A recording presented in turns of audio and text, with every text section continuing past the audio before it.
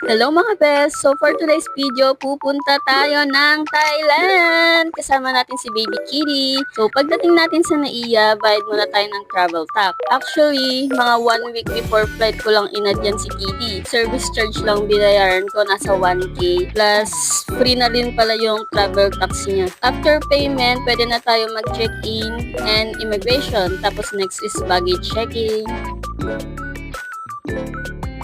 After that, pwede na tayong mag-food trip habang naghihintay sa ating boarding gate.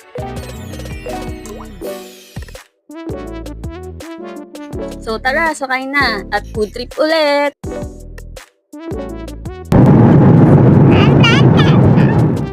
Sawadee ka! Nandito na tayo sa Thailand! Nagbook nga pala ako ng SIM sa Klook. So after immigration, hinanap ko na yung booth nila. Nag-exit lang ako sa second floor, gate 1, pinakadulo po yung booth nila. Pinakita ko lang yung code, then yung staff na nag-activate ng SIM. Dahil may internet na kami, nag-book lang kami ng Bolt going to Pratunam. Kasi nandun yung hotel namin, nasa 200 plus baht lang yung fare.